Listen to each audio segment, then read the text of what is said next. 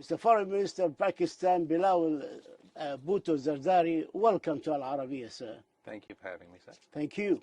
I'd like to start by talking about the Pakistan floods.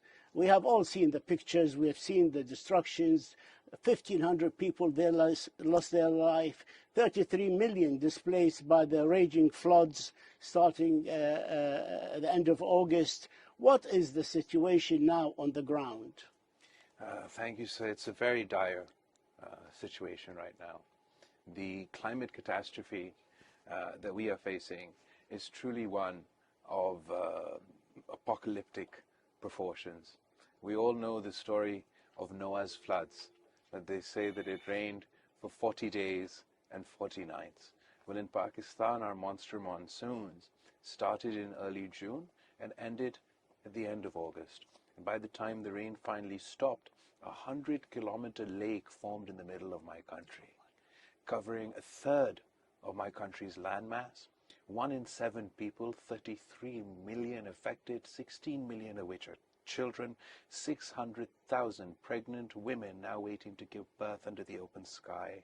This is a compounding tragedy because not only do we have to deal with the initial impacts of the flooding, we also are staring at a potential health crisis with waterborne diseases spreading at epidemic rates across the affected areas. Then with more than 4 million acres of standing crop destroyed, we're potentially staring at a food security crisis. And to top it all off, we just engaged with our agreement with the IMF.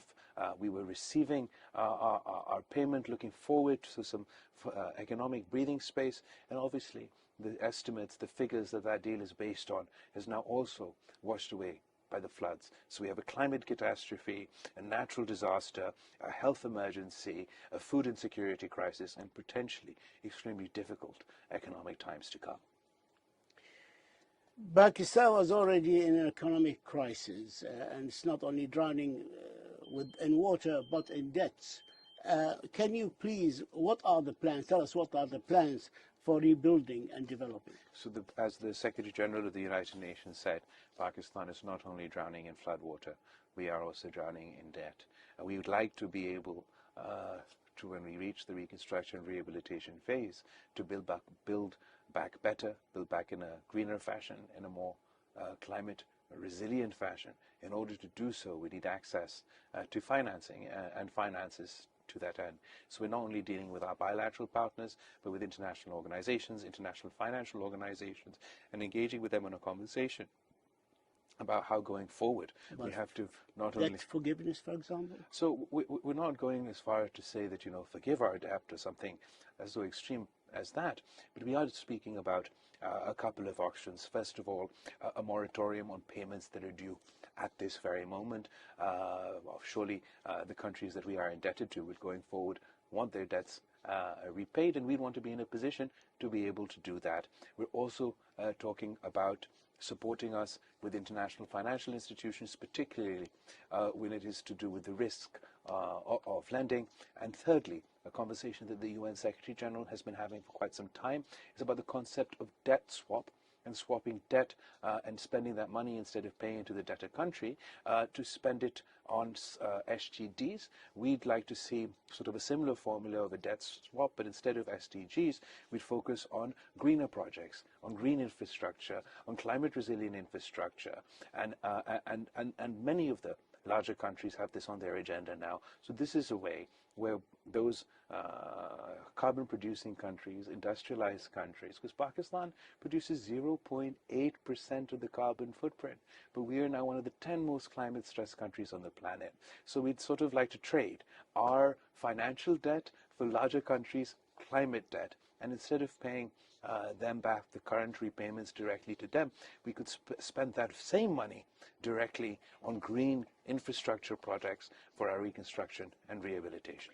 Has the OIC countries came up with the goods to help you, sir, in this crisis? What do you expect? What do you need from the OIC countries and from your friends in the Middle East? So absolutely, the OIC countries were amongst the first to respond to the climate catastrophe in Pakistan. In the very initial phases, we're in sort of the relief and rescue phase, but the Kingdom of Saudi Arabia, the United Arab Emirates, and many countries within the GCC have stepped up to help Pakistan.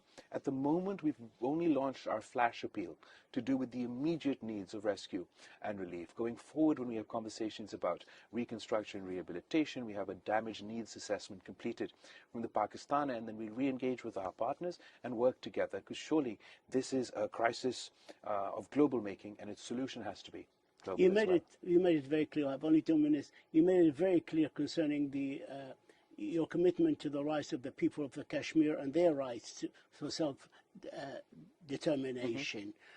How do you see this going forward?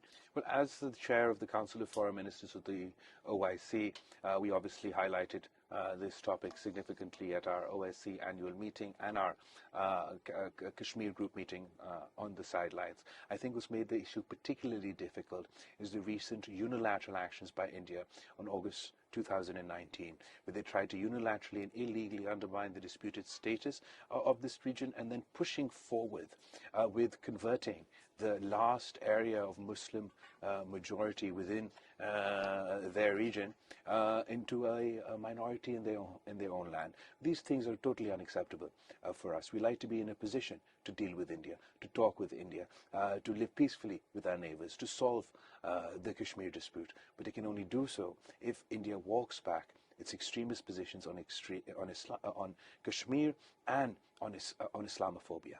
Pakistan Foreign Minister Bilawal Bhutto Zardari, thank you, sir, for this interview. We hope to see you again in the future for longer interviews. Thank you so much. Thank you, sir. Thank you.